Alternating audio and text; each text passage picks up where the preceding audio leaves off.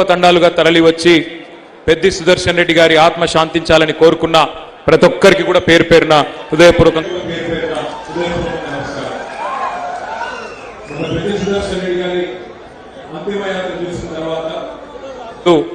హైదరాబాద్లో ఎంతో ఆశ్చర్యంతో నన్ను అడిగిండు, అన్నా ఆయనేమి మాజీ ముఖ్యమంత్రి కాదు, మాజీ మంత్రి కూడా కాదు, మరి 10 సార్లు పనిచేసిన శాసనసభ్యుడు కాదు, ఎందుకన్నా అంతమంది తరలివచ్చిండ్రు నర్సంపేటలో 12 గంటల పాటు ఎందుకు అంత పెద్ద యాత్ర జరిగింది, జనయాత్ర జరిగింది అంటే వారికి నేను ఒక్కటే చెప్పిన, పెద్ది సుదర్శన్ రెడ్డి పెద్ద పెద్ద పదవులు అలంకరించకపోవచ్చు కానీ వరంగల్ జిల్లాలో ఉద్యమానికి నాయకత్వం వహించిన నాయకుడు, ఉద్యమాన్ని ఒంటి చేత్తో నడిపిన నాయకుడు.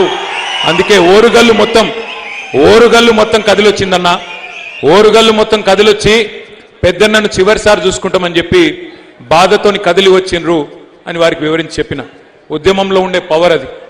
ఉద్యమానికి నాయకత్వం వహించిన నాయకుడికి ఉద్యమ బిడ్డకు ఉద్యమ గడ్డ ఇచ్చిన గౌరవం అది అని వారికి నేను చెప్పిన. బాధ ఎక్కడ అనిపిస్తుందంటే నిజంగా సరిగ్గా జూలై 23 హైదరాబాద్లో బయలుదేరి నేను, పెద్ది సుదర్శన్ రెడ్డి గారు, ధర్మారెడ్డి గారు, మాలోత్ కవిత గారు ఒకటే కారులో బయలుదేరి ఇక్కడ పోచంపల్లి శ్రీనివాసరెడ్డి గారు వర్ధనపేటలో ఒక ప్రోగ్రాం ఏదో ఆర్గనైజ్ చేస్తే కలిసి మాట్లాడుకుంటూ వచ్చినాం. ఆ రోజు పెద్ది సుదర్శన్ రెడ్డి గారు నాకు చెప్పిన మాట, ఎందుకంటే సరిగ్గా దానికంటే ముందు రోజే ప్రెస్ మీట్ పెట్టిండు తెలంగాణ భవన్లో హైదరాబాద్లో. దేని గురించి పెట్టిండు? దేవాదుల పంపులు ఆన్ చేయాలి, మా రైతులకు నీళ్లు ఇవ్వాలి, మా గోదావరి నీళ్లు మాకు రావాలి అని జూలై 22 నాడే గర్జించిండు పెద్ది సుదర్శన్ రెడ్డి. 23 నాడు బయలుదేరి ఇక్కడికి వస్తా ఉన్నాం. ఆ రోజు కూడా ఆయన చెప్పిన మాట ఒకటే, అన్నా కార్యాచరణ రూపొందించాలి, దేవాదుల పంపులు ఆన్ చేస్తలేరు, ఒక నియోజకవర్గమో ఒక నాయకుడో మాట్లాడితే కాదు, అందరం వరంగల్ జిల్లా నాయకత్వం మొత్తం కలిసి కొట్లాడాలన్నా, కలిసి అవసరమైతే పాదయాత్ర అంటారా లేకపోతే ఇంకేదైనా యాత్ర పెడతారా మాట్లాడండి, కేసీఆర్ గారితో మాట్లాడి ప్రోగ్రాం ఇవ్వండి, మేము చేయడానికి సిద్ధంగా ఉన్నాం అని చెప్పి మొదలుపెట్టిండు. కొద్ది దూరం రాగానే ఢిల్లీలో విద్యార్థుల ఉద్యమం గురించి మాట్లాడిండు. అన్న విద్యార్థులు ఢిల్లీలో కదం దొక్కుతుంటే మనం హైదరాబాద్లో ఏదో ఒకటి చేయాలన్నా, ఆ పిల్లలకు సంఘీభావం చెప్పాలంటే అప్పటికప్పుడు అర్ధగంట లోపల ఓ దిక్కు పెద్దన్న, ఇంకో దిక్కు ధర్మారెడ్డి అన్న, ఇంకో దిక్కు మాలోత్ కవిత, మేమందరం అప్పటిదప్పుడే అనుకొని తెల్లారి ఇందిరా పార్క్ దగ్గర పిల్లల కోసం ఒక ధర్నా కార్యక్రమం చేద్దామని చెప్పి నిర్ణయం తీసుకొని వెంటనే వరంగల్ జిల్లా నాయకత్వం మొత్తానికి పెద్దన్ననే ఫోన్ చేసిండు.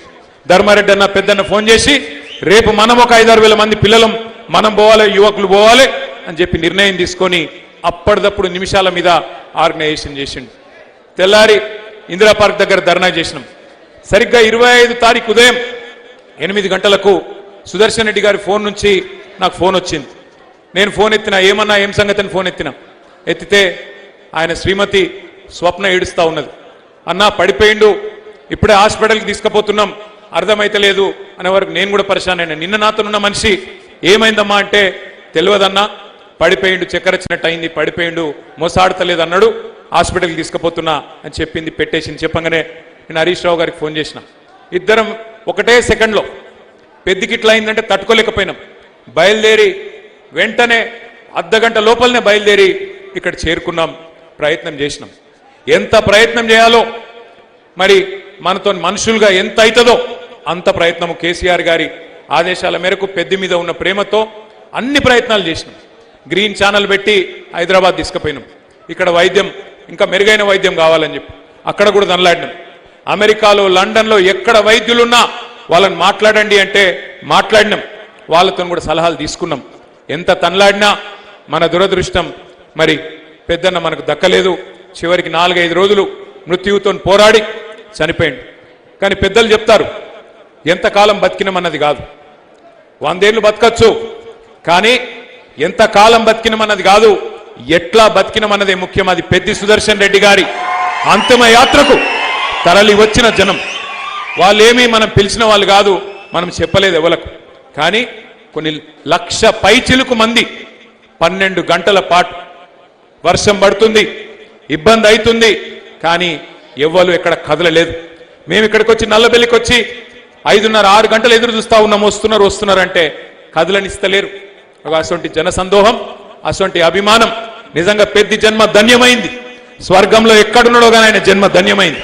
ఎందుకంటే ఇట్లాంటి అభిమానం ఇక్కడ మనిషి మరణించిన తర్వాతనే తెలుస్తుంది ఆయన గురించి ప్రజలు ఏమనుకున్నారనేది. గెలిచింది ఒక్కసారే కావచ్చు, కానీ జనం గుండెల్లో నిలిచిపోయిండు పెద్ది సుదర్శన్ రెడ్డి. అందుకే మీ అందరికీ నేను మాటిస్తా ఉన్నా, 2 ఏళ్లలో మళ్ళీ తిరిగి కేసీఆర్ గారు ముఖ్యమంత్రి అవుతారు పెద్ది సుదర్శన్ రెడ్డి గారు కోరుకున్న విధంగా. ఆ తర్వాత ఏ మెడికల్ కాలేజ్ గురించి అయితే ఇప్పుడే హరీష్ అన్న చెప్పిండో ఆ మెడికల్ కాలేజ్ కు పెద్ది సుదర్శన్ రెడ్డి పేరు పెట్టేది పక్కా పెడతాం. పెట్టి పెద్ది సుదర్శన్ రెడ్డి పేరు నర్సంపేటలో చిరస్థాయిగా నిలిచిపోయే విధంగా, భవిష్యత్తులో ప్రతి తరము గుర్తుపెట్టుకునే విధంగా వారికి ఘనంగా నివాళి అర్పిద్దాం. అట్లాగే హరీష్ అన్న చాలా విషయాలు చెప్పారు. 2 విషయాలు మాత్రం నేను చెప్తాను. ఆయన పట్టుదల ఎంత గొప్పదో. చేసింది ఒక్క టర్మే ఎమ్మెల్యేగా, ఆ ఒక్క టర్మ్లోనే కరోనా మహమ్మారి కూడా వచ్చింది. అతలా కుతలమైంది ఆర్థిక వ్యవస్థ. కానీ ఆయన చేసిన పనులు సామాన్యమైన పనులు కాదు. నన్ను పిలిచిండు, నర్సంపేటలో ఇంటింటికి గ్యాస్ ఇస్తున్నా, వంటింటి గ్యాస్ ఇస్తున్నా, సిలిండర్లు అవసరం పడదు మా ఆడబిడ్డలకి కాడి నుంచి అన్నాడు. నిజంగా చేసినవా అన్న? చేసినా నువ్వు రా అని చెప్పి నన్ను తీసుకొచ్చి ఆ రోజు ప్రారంభోత్సవం చేపించిండు. గజ్వేలులో లేదు, సిద్దిపేటలో లేదు, సిరిసిల్లలో లేదు, ఎక్కడ లేదు రాష్ట్రంలో ఏ నియోజకవర్గంలో. ఉన్నది ఒకే ఒక్క నర్సంపేట పట్టణంలో. దానికి ఎవరు కారణం? పెద్ది సుదర్శన్ రెడ్డి. అట్లాగే మన వ్యవసాయ శాఖ మంత్రిగా పనిచేసిన నిరంజన్ రెడ్డి గారు చెప్తున్నారు, రాష్ట్రంలో ఎక్కడ లేని పథకం తెచ్చిండు పెద్ది. ఒక 100 కోట్ల రూపాయలు మా రైతులకిచ్చి పనిముట్లు ఇవ్వాలి ప్రత్యేకంగా అని చెప్పి ఒక ప్రాజెక్టు తీసుకొని కేసీఆర్ దగ్గర పోయింది.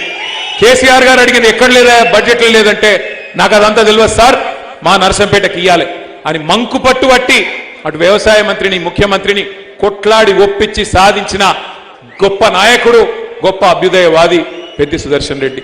ఆయన గురించి చెప్పుకుంటూ పోతే చాలున్నాయి. కానీ తెలంగాణ రాకమునుపు ఆయన చేసిన పోరాటం ఒక ఎత్తు అయితే, తెలంగాణ వచ్చినాక ఆయన చేసిన పోరాటం, మళ్ళీ ప్రతిపక్షంలోకి వచ్చిన తర్వాత ఆయన చేసిన అద్భుతమైన కార్యాచరణ మరొక ఎత్తు. అందుకే మనం ఆయనకి ఇచ్చే నిజమైన నివాళి.